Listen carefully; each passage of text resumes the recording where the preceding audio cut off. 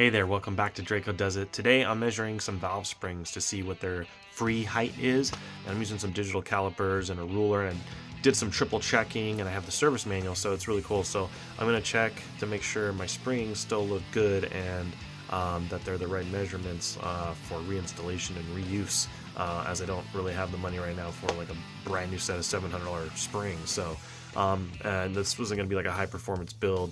Going to keep it pretty stock with some mild bolt-ons, so we just need to get in there and measure these and see if they're still good so you can reuse them in your build. So here's my dirty work area and what I'm working with.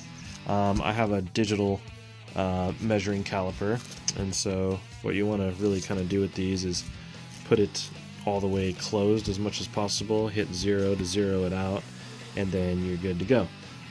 So this is the spring I'm measuring. I had all my valves and springs and keepers and seals and stuff that I pulled out when I disassembled the heads for this beauty right here. So garage is insane right now.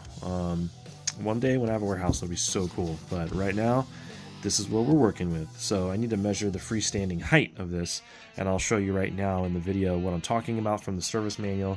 So this is telling you to make sure that it doesn't go below the limit in a freestanding height motion, or not motion, but at freestanding height when you measure it, instead of it being compressed, right? The freestanding height, well, it's out and not installed.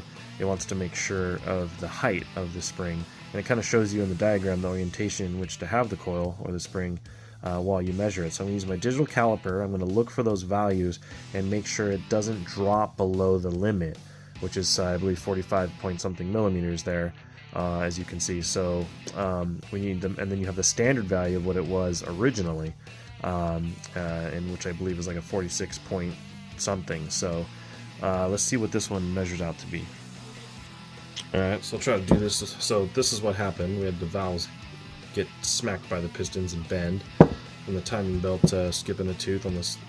It wasn't me that was driving, and I purchased the vehicle, and I was like, well, I can fix it. It's going to take a lot of time and work, but I can fix it.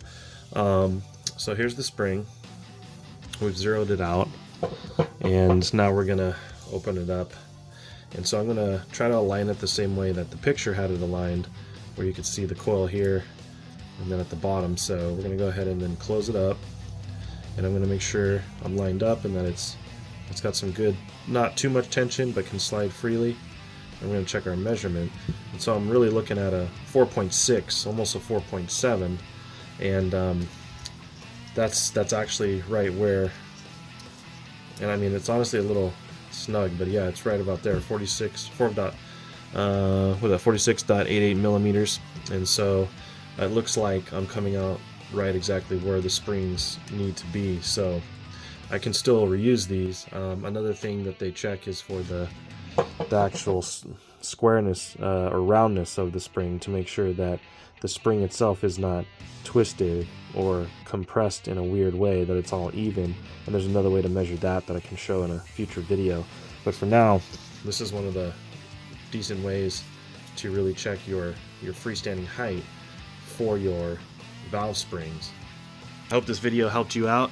Check your valve springs and make sure that they're still good and they're at the right height for a rebuild. So yeah, that's pretty much all there is to it. See you next time.